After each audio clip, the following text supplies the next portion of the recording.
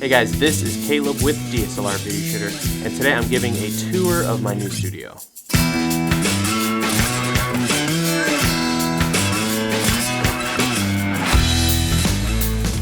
Hey guys, this is the first of many videos on this new studio that I've set up in the basement. So today we're going to just do a tour of the studio, and then in future videos I'm going to be showing you how I rig everything for lights, sound, different setups for my desk and editing suite, as well as kind of a really cool overhead camera rig that I've built for doing more detailed shots. So let me grab a camera and let's go ahead and start the tour.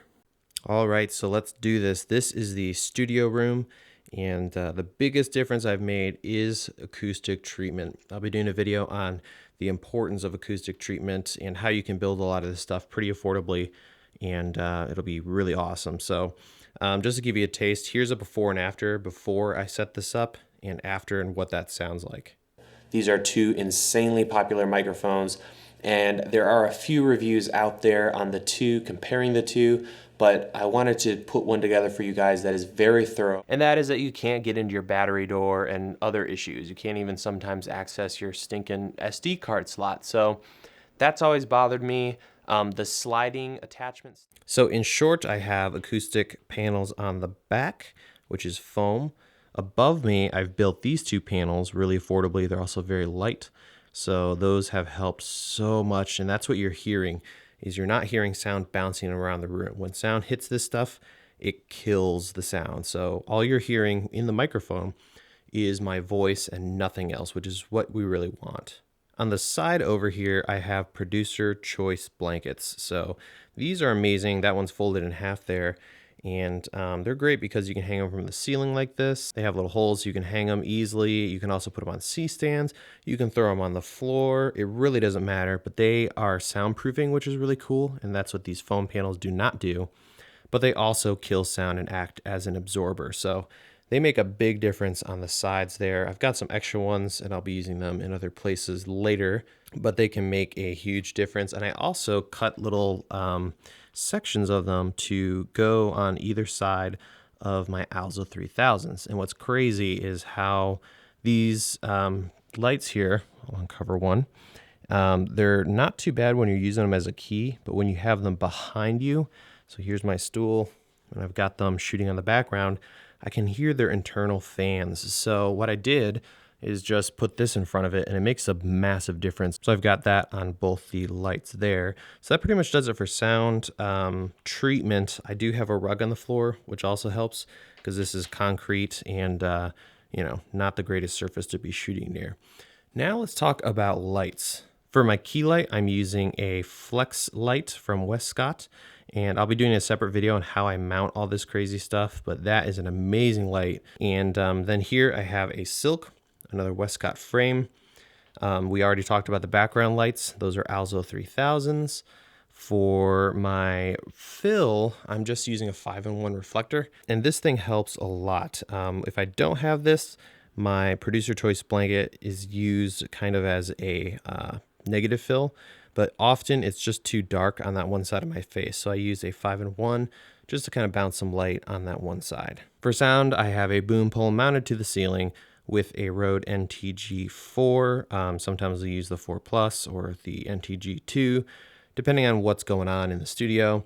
And then for my stool, this is probably one of the most important tools, and it's a really cheap shower stool from Amazon. The reason I got this is I needed to get really, really low because these ceilings are pretty low. So I need to get as low as possible. So this is great. It gets really, really low. I don't know, maybe 15 inches or less. So a fantastic, cheap little stool, and really, really helps with the height. For my camera, I'm using the C100. I usually don't have it rigged up like this, but I'm doing a video on a cage. And then the matte box I don't usually use, but for certain lenses, it really helps with light. Often I'll have light bouncing off of this guy and I'll get some weird flaring. So having that, this is just the cheap Genistech light matte box, and having that to throw on there helps a little bit. So that's pretty much it for the studio room. Now let's go into the hall and look at this next room. So right next door from the studio is this hall space underneath the stairs. This is one of my favorite parts of the studio actually, and that is the bench. So this bench is from Ikea, really straightforward. It's a long, narrow white bench. And I use this for projects all the time, as well as my overhead shots. You can obviously see I've got a camera here. This is the GH4. I've got that hooked up to a monitor and this microphone over here. So if I grab this, I can actually swing it out and be able to record audio while I'm shooting video. I use this so much, and it's so great because I can get really detailed shots, and not only detailed shots, but also operation. So before I would do B-roll of something I was talking about, but with this setup, I can actually show you how it works and get a nice detailed shot. So it's on an arm that can extend down. So if I need to get even closer, it works really well. I'll be doing a video on all the details with this setup, everything I'm using, how you can do it on a budget, and all that good stuff. To light this, I actually have two little LED lights, and I put them up here on the actual desk. And I'll put them on either side, turn them on, and since this whole area and this table is white, it's way blown out, but I'll show you some footage here in a second. It bounces perfectly and gives me a beautiful soft light. Then when I'm done, I just turn the lights off and stick them back underneath the desk. This space is also where I keep a lot of tools. I have these Ikea shelves with just a ton of knickknacks. So here's 50mm crap, lens caps and things, and then lenses down here. So they're great drawers. They're pretty cheap, and love this little area. Lots of work goes down here. The third and last room in the studio is the office/editing suite. You probably heard the sound difference in here. I've got this place loaded with acoustic treatment. Makes such a difference when you're editing anything related to sound. Vocals, dealing with frequencies, and I'll be talking about all that in a separate video. But this room, you can see, is pretty stark. There's no, bookshelves, knickknacks. This is a strictly editing room, so I keep all that other stuff elsewhere. At the heart of it, obviously, is this desk. This is an Ikea sit-stand desk. I have a lot of back problems, so this Herman Miller chair with this stand sit desk makes a huge difference for me, allowing me to stand, sit, and really mix it up and keep the vertebrae and discs happy. And then sound treatment wise, I've got stuff on the back wall over here, stuff on the front wall, bass traps in the corners, and then on the side walls for first reflections. Again, we'll talk about all that stuff and nerd out when we get to the video on acoustic treatment. And can't wait to really show you how I put all this together. Most of this is DIY. I didn't just buy the stuff, I put it together. This room is the only room that I actually did any construction in. The other room out there where I shoot, I didn't really change anything. I just added acoustic treatment. In here, these two walls were in pretty bad shape, so I had them cleaned up and we put in drywall. But the other two walls are just this rock solid stuff. Computer-wise, I'm just using my 2011 iMac.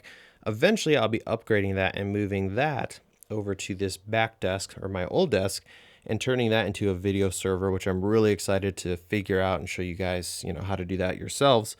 Love these studio monitors. They have worked really well. I'll be doing a review on those. So that's there. And hard drive wise, all of that stuff is actually underneath the desk. So let me go down here and crank up my exposure. So this is another piece of Ikea furniture. You're probably noticing a theme. And on top here, I've got a lot of drives, tons of drives. And beneath, my printer fits beautifully in there. And I'll be showing you how I kind of hacked this on the back to hold all the cables. So stay tuned for that as well. And this allows me to get the drives off the desk, which helps because it's a stand sit desk. But also the drive noise is farther away from me and it's all in one place. We all have had that situation where we have so many drives and it's nice to keep them all in one place, all hooked up and ready to go. So I'll be doing a different video on that, as well as how I modify this desk. I've got all kinds of craziness going on down here to keep it organized. So we'll be doing a different video on that, and can't wait to get that out to you guys. So that is where I have the studio at this point in time. I will be making small modifications, and of course I'll keep you guys updated as to what I'm up to there. As for tips for thinking about your studio, I think it's a really good idea to sit down and write down, 3 to 5 purposes for your studio. For instance, I had 5 purposes for my studio, and I really wanted to make sure I delivered on those 5 items. The first is fast production. I'm doing 2 videos every single week, so I need a studio that allows me to move quickly and create videos as quick as possible. So this room has been a lifesaver because I can just sit down and shoot when I have an idea, and I can move right along when it comes to production. The second thing on my list was a separate editing suite and a separate studio. So previously I've had everything in one room, but I really like to separate those. It lets me focus on one task at a time. So when I'm shooting, I don't have email near me. I'm just in here in the studio shooting.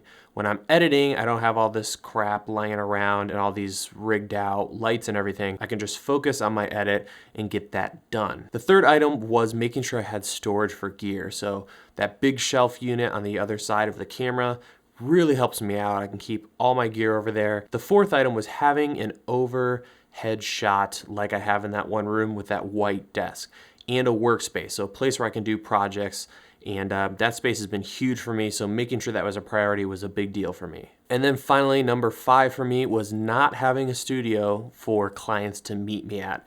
So a lot of you probably need to have clients come in, sit down, do meetings and things like that.